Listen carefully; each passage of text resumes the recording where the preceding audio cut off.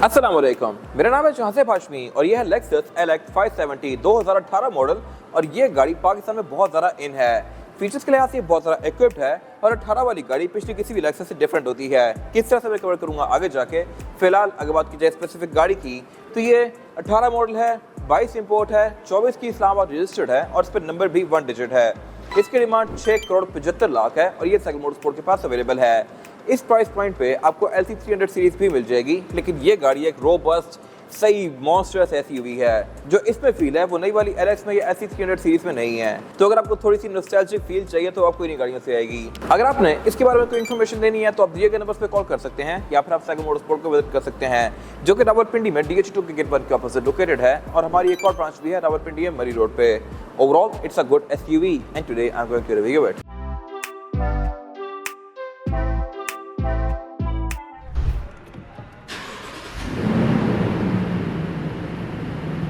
Let's start with the exterior of this car। इस गाड़ी के बारे में एक इंटरेस्टिंग फैक्ट ये है कि 2009-10 में जो LX 570 आती थी वो भी यही गाड़ी थी।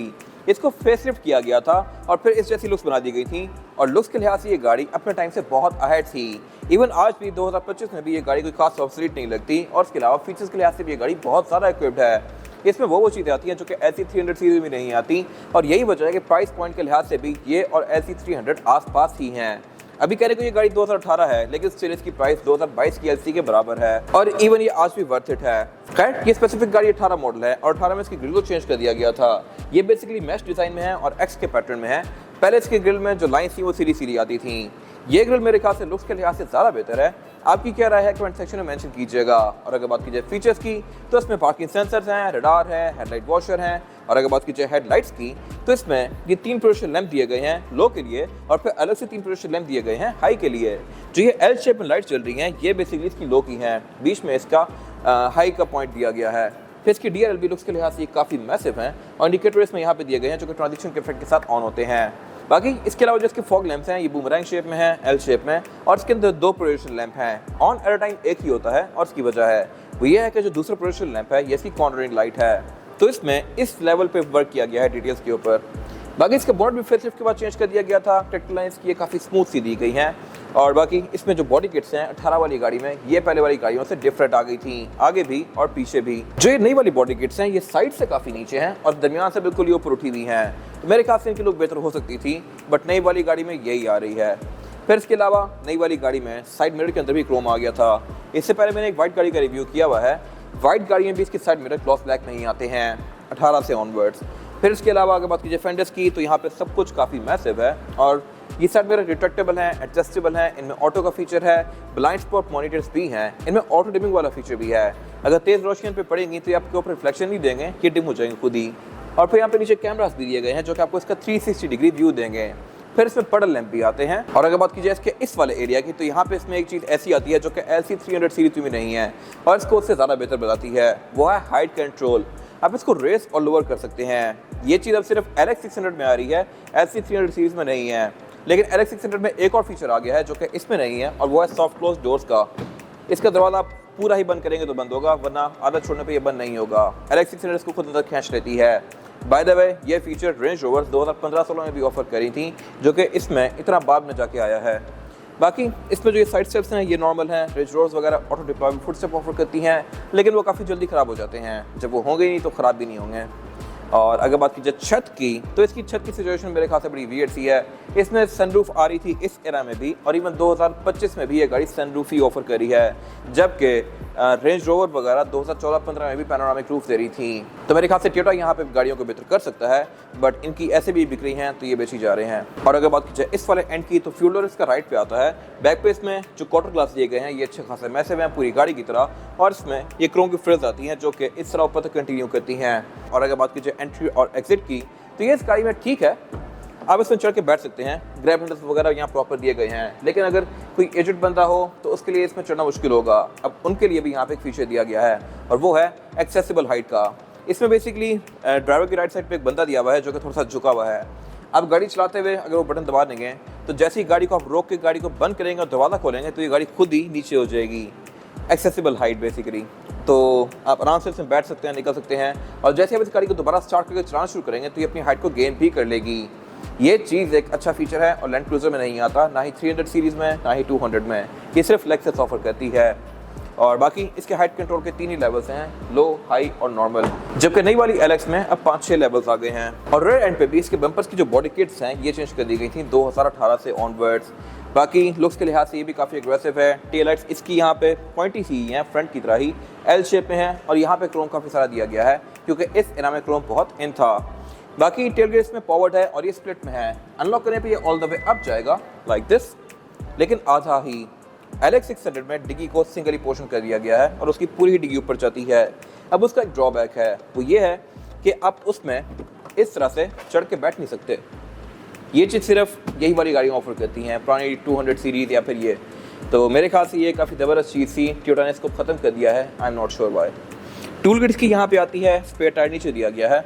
और अगर बात कीजिए ट्रंक कैपेसिटी की तो ये अच्छी खासी स्पेशियस है, लेकिन इसकी जो थर्ड रोव सीट्स हैं ये सिंकिंग वाली नहीं आती, साइड्स पे फोल्ड होती हैं।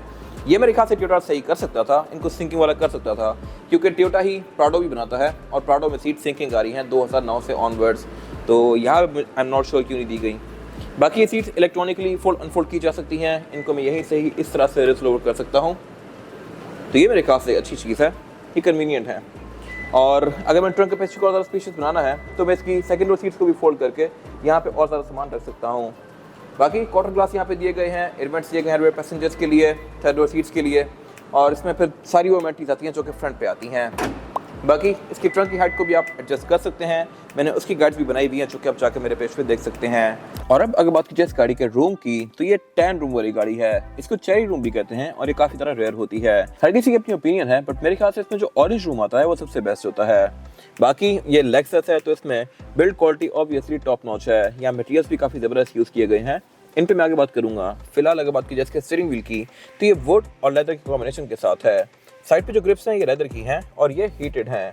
ऊपर नीचे इसमें वुड दी गई है जो कि काफ़ी प्रीमियम है। और बाकी ऑब्वियसली ये मल्टीमीडिया वाला स्टीयरिंग है, इसमें पैडल शिफ्टर भी दिए गए हैं और क्रूज कंट्रोल भी इसमें एडॉप्टिव आता है। हेडलाइट ऑटोमेटिक है, वाइपर रेन सेंसिंग है। मीटर इसका ऑलमोस्ट एनालॉग ही है, जो कि अगेन लुक्स के लिहाज से तो अच्छा है, लेकिन अब नई गाड़ियों में स्क्रीन आने लग गई हैं। But I am definitely sure कि आपकी ओपिनियन भी यही होगी कि इसका मीटर LX 600 से बेहतर है। 600 में मीटर बड़ा अजीब सा दे दिया गया है, बीच में एक बड़ी छोटी सी स्क्रीन है और ग्राफिक्स भी कोई बहुत अच्छे नहीं है। मेरे ख्याल से ये लुक ज़्यादा बेहतर थी, और अगर यही LX 600 में होता, जस्ट स्क्रीन को थोड़ा सा बेहतर कर देते तो ये भी ओके था। बाकी मीटर की हाउसिंग इसकी पूरी लेदर की फिनिश में है। ये गाड़ी हेड्स अप डिस्प्ले भी ऑफर करती है और इसके डैशबोर्ड के सेंटर में एक काफ़ी बड़ी मल्टीमीडिया स्क्रीन दी गई है, लेकिन यहाँ पे ये गाड़ी एज शो करती है इस तरह से कि जो इतनी बड़ी सारी स्क्रीन है ये टच में नहीं है।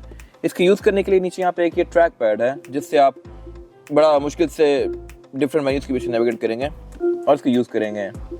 तो अगर ये टच में हो रही तो मेरे ख्याल से बहुत बेहतर था। इस एरा की बहुत सारी गाड़ियों में स्क्रीन टच में आ रही थी, बट यहाँ पे नहीं दी गई। आई एम नॉट श्योर व्हाई। बाकी क्लाइमेट कंट्रोल इस पे डुअल जोन है, फ्रंट पे बैक पे भी 2 जोन्स आती हैं, और इसके अलावा इसमें ब्लूटूथ, ऑक्स, नेविगेशन, USB ये सब चीज़ें आती हैं। सिर्फ एक फीचर यहाँ पे नहीं लिया गया और वो है मार्क्स एंड लेविंसन। LX में मार्क्स एंड लेविंसन का साउंड सिस्टम ऑफर होता है जिसमें स्पीकर ज़्यादा होते हैं और थोड़े ज़्यादा प्रीमियम होते हैं, तो इसमें वो नहीं है और यहाँ पे कोई बैजिंग भी नहीं दी गई। बाकी इसके अलावा इसमें ऑलमोस्ट सब कुछ है और एयर वेंट्स भी इसमें अच्छे खासे आते हैं, फ्रंट पे भी बैक पे भी। क्लाइमेट कंट्रोल के फिजिकल कंट्रोल्स यहाँ पे दिए हुए हैं और इसमें एक क्लाइमेट कंसीयर्ज का फीचर है जो कि एक बड़ी मजे की चीज़ है, इस तरह से कि आप जो भी टेम्परेचर एडजस्ट करेंगे उसके हिसाब से गाड़ी का क्लाइमेट तो होगा ही सही एडजस्ट, लेकिन इसकी सीट्स पे जो हीटेड वेंटिलेटेड है वो भी ऑन और ऑफ होगा। बाय द वे इसकी चारों ही सीट हीटेड के साथ साथ कूल भी हैं। फिर इसके अलावा इसकी पार्किंग ब्रेक भी इलेक्ट्रॉनिक आती है जो कि इस एरा में मोस्टली ऐसी भी ऑफर नहीं करी थी। बाकी यहाँ सब कुछ नॉर्मल है, कप होल्डर, गैस सिलेक्टर वगैरह, आप इसको मैनुअली भी चला सकते हैं, लेकिन यहाँ पे जो ऑफ रोडिंग कंट्रोल्स दिए गए हैं ये बहुत सारे हैं। इसमें डाउन असिस्ट कंट्रोल यानी कि डैक, अपहिल असिस्ट, उसके अलावा crawl control, multi train system, drive modes, इस तरह की बहुत सारी चीज़ें आती हैं। ड्राइव मोड्स में टोटल 6 हैं, comfort, eco, normal, custom, sports और स्पोर्ट प्लस। फिर इसके अलावा साथ इसके हाइट कंट्रोल की कंट्रोल्स दिए गए हैं, आप इसको रेस और लोअर कर सकते हैं 3 अलग अलग लेवल्स में, लो, हाई और नॉर्मल। और इसके अलावा पीछे फिर इसका ये कूल बॉक्स दिया गया है, ये चीज़ भी LX 570 में तो आती है, लेकिन लैंड क्रूजर इसको ऑप्शनल लगती है, सिर्फ ZX में आते हैं वो भी ऑप्शनल। अगर बात कीजिए सीट्स की तो ये इसकी इलेक्ट्रॉनिकली एडजस्टेबल हैं, इनमें लंबार सपोर्ट भी आता है, थाई सपोर्ट भी आता है, और इसके अलावा सेम लेदर्स का कंटिन्यू किया गया है डोर्स में भी। डोर्स में इसके एम्बिएंट लाइटिंग भी आती है और इसके अलावा विंडो इसकी चारों ही सिंगल टैप वाली हैं। फिर इसके अलावा ड्राइवर की सीट में मेमोरी फंक्शन भी आते हैं, ये 3 मेमोरी फंक्शन है यहाँ पे। और फिर इसके अलावा इसमें हेडेड वॉशर भी दिए गए हैं, और ऊपर अगर बात की जाए रूफ की तो इसमें वैनिटी मिरर भी आते हैं, जिनमें लाइट भी है जो कि ऑटोमेटिकली ऑन और ऑफ होती है इनको ओपन क्लोज करने से। फिर अगर मैं इस सन शेड को राइट पे कर देता हूँ तो फ्रंट के लिए मेरे पास अलग से एक और शेड भी है। फिर इसके अलावा रूफ में इसके सनरूफ आती है। ये चीज़ अभी तक LX600 में भी आ रही है और अगले 8-9 साल 10 साल तक LX यही सनरूफ ही ऑफर करेगी। पैनोरामिक रूफ इसमें नहीं आने वाली, नई जनरेशन में आई तो आई। फिर इसके अलावा इसकी जो केबिन लाइट्स हैं ये टच से ऑन होती हैं। ये एक यूनिक चीज़ है, लैंड क्रूजर में ये नहीं आती। 300 सीरीज में सिर्फ आगे आती है, पीछे नहीं आती।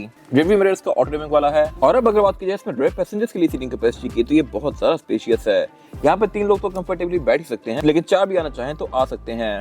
लेग रूम इसमें फ्लैट ही है, हेडरूम का इसमें कोई इशू नहीं है। रेड सीट्स रिक्लाइनेबल हैं, इनको मैं इस तरह से आगे पीछे भी कर सकता हूँ अपने कंफर्टेबल के लिहाज से। और इसके अलावा नीचे से भी ये सीट्स आगे पीछे हो सकती हैं इलेक्ट्रॉनिकली लाइक दिस। तो ये मेरे ख्याल से बहुत ज़बरदस्त चीज़ है। फिर इसके अलावा बैटरी फीचर्स भी अच्छे खासे आते हैं।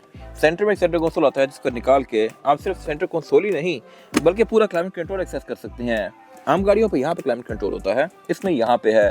और इसके अलावा रेयर सीट्स भी इसमें जैसा कि मैंने पहले बताया था हीटेड प्लस कूल्ड हैं और ये भी इंटेलिजेंट हैं। अगर मैंने इसकी कूल सीट्स ऑन की हुई हैं और मैं उतर के बाहर चला जाता हूँ तो ये खुद ही बंद हो जाएंगी। जैसे मैं यहाँ पे आके बैठूंगा तो ये फिर से ऑन हो जाएंगी। ऐसा नहीं है कि अगर कोई ऑन करके निकल गया है तो आपको फ्रंट से आके इसको बंद करना पड़े। Nice attention to detail. Climate control यहाँ भी ऑटोमेटिक है, 2 जोन्स भी हैं। और एयर वेंट्स की अगर बात की जाए तो ये यहाँ सेंटर में भी हैं, पाँव पे भी हैं और इधर ऊपर भी दिए गए हैं। केबिन लाइट्स की बैक पे ये बटन से ऑन होती हैं। और उसके अलावा रेयर पैसेंजर्स के लिए इसमें ये प्राइवेसी कर्टन्स भी दिए गए हैं। ये सिर्फ LX में ही आते हैं, लैंड क्रूजर ऑफर नहीं करती।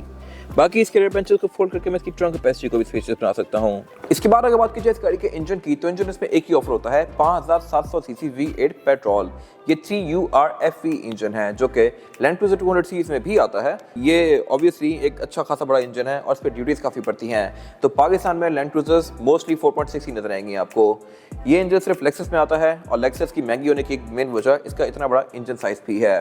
ये इंजन 382 हॉर्स पावर प्रोड्यूस करता है जो कि सफिशिएंट है बॉडी साइज के लिहाज से, लेकिन LX600 छोटा इंजन होते हुए भी ज़्यादा पावर प्रोड्यूस करती है।